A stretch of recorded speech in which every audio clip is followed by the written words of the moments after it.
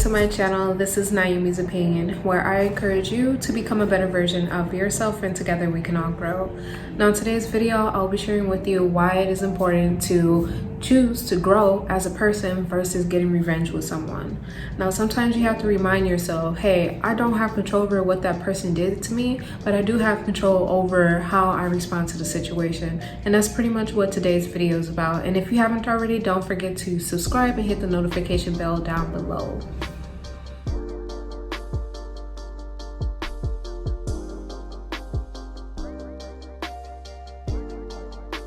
Now, have you ever been in a relationship or maybe betrayed by a friend? Now, if you haven't, this video might not be for you, but for those who have, make sure that you stay and watch this until the end.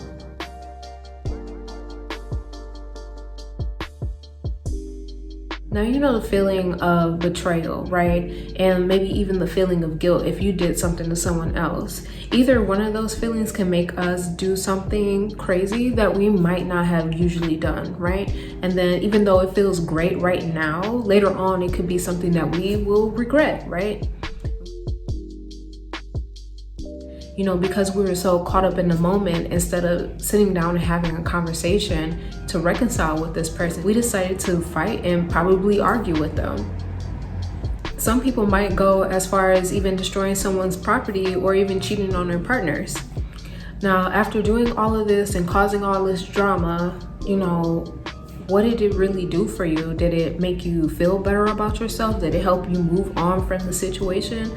9 times out of 10, no, it didn't. And like I said, it's just going to make you feel good for the moment, but because you're still thinking about that person or the situation, most likely you haven't moved on yet. So we have to ask ourselves, how do we heal anyways? The truth is, whether you are in the wrong or not, you still have to work on yourself.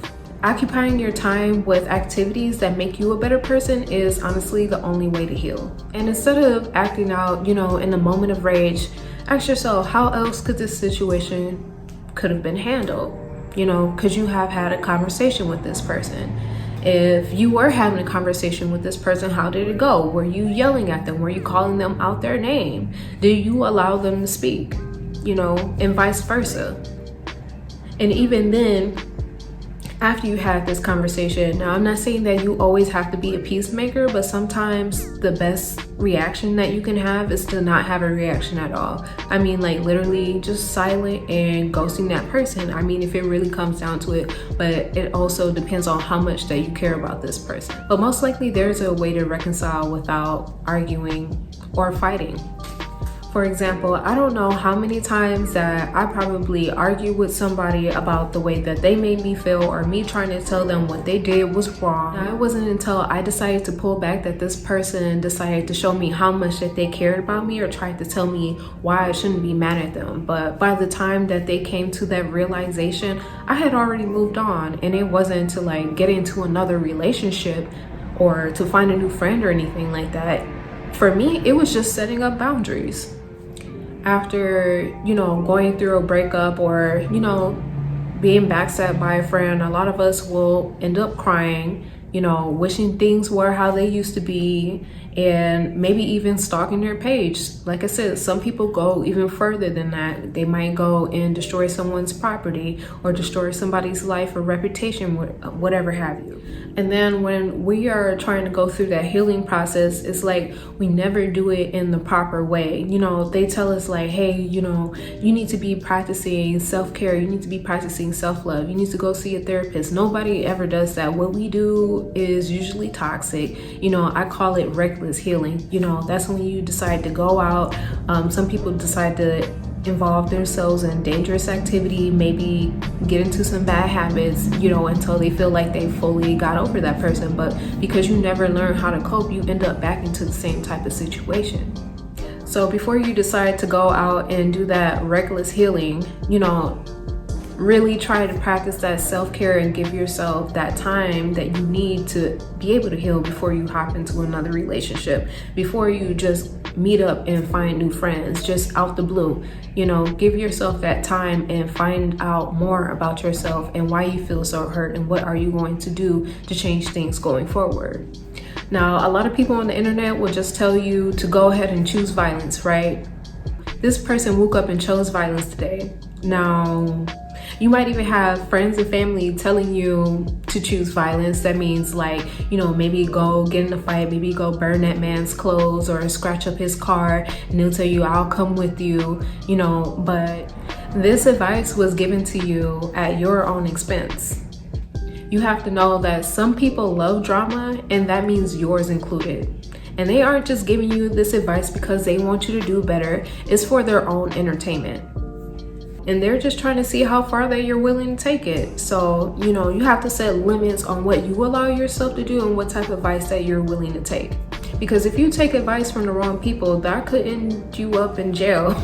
You know, you don't want to end up in jail. You know, some people have been to jail, they don't care about going to jail, but I care about going to jail. And if you care about having a better life and making better choices, I want you to listen to this video and watch until the end. You know, just remember, whenever you ask for trouble, that's exactly what you're going to get. And I'm pretty sure you don't want to be stuck in 4 cold walls with no TV and nothing to look at besides like probably whoever is sleeping in your bunk with you, right? I've never, you know, been to jail. I would never go to jail. You can never make me fight over anybody. For example, like there's a meme out there and it says, when you've been cheating on her for months and she cheats back, right? Now that joke is funny or whatever. I understand that it's a joke, but honestly, if you're not mature enough or you don't have the discernment to be knowing what's right from wrong, whether or not you should be cheating back on your partner, I mean, because me personally, I am not going to cheat back on my partner. And the reason why, I am not ever going to let another man or a woman tell me what to do with my body. Now, just because that person decided to be irresponsible doesn't mean I'm going to be irresponsible. That person had already put me at risk for getting an STD. So why would I go out and risk getting one myself? And probably even a pregnancy and making myself depressed. Why would I do that to myself? And you know, the same thing goes for guys. You know, I know that guys tend to have like competition between, you know, their friends or whatever about how many women that they can get with. But really, how does that pan out for you? You know, just because your friends are being irresponsible with their bodies, why does it mean that you have to be? You know, even if you are wearing protection, you still put yourself at risk for unwanted pregnancies. You know, these things aren't 100% foolproof. You need to learn how to set boundaries and know your limits. What are you allowing yourself to do, and what power do you allow for others to have on you? And what I mean by what power do you allow people to have over you, if someone is able to stir up emotion in you and make you so angry that you're like violent in rage, you know, and you're doing things like, you know, destroying someone's property or whatever, you know, you need to check yourself like, hey, you know, this is getting out of line. I'm allowing this person to have power over me. So look within yourself and say, what do I need to work on so that I'm not getting my life interrupted by this person and whatever that they're doing? Because again, like I said, you only have control over what you decide to do, not what they do. So instead of giving your energy to someone else and letting them have control and power over your emotions, you need to start choosing yourself and working on yourself. You know, maybe you do need to admit that what you did to this person was wrong, or maybe you need to remind yourself that you didn't have any control over what happened and it wasn't your fault. So stop blaming yourself. And you know what? People make mistakes, but just because you made a mistake doesn't mean that you're the most terrible person in this entire world. No, you're not. You just have to learn how to forgive yourself and do your best to move on. Even after you receive an apology, or if you apologize to that person, you have to remember an apology is not always enough. So that's when you have to look within inside yourself and do the work from within. When you start to grow as an individual and going through your glow up, you will probably outgrow some friends, maybe some old beliefs that you even had. Some people might even be mad at you and feel like, oh, you changed. But the thing is, if you continue to be on that right path, you will find the right people that will always encourage you to stay on that path. Now, I hope that going forward that you start making better decisions for yourself and you choose to glow up rather than to get even with someone. Now, if you have any questions for me, please leave that in the comment box below. If you like this video, give me a thumbs up. Don't forget to share and subscribe and hit that notification bell, and I hope to see you next week.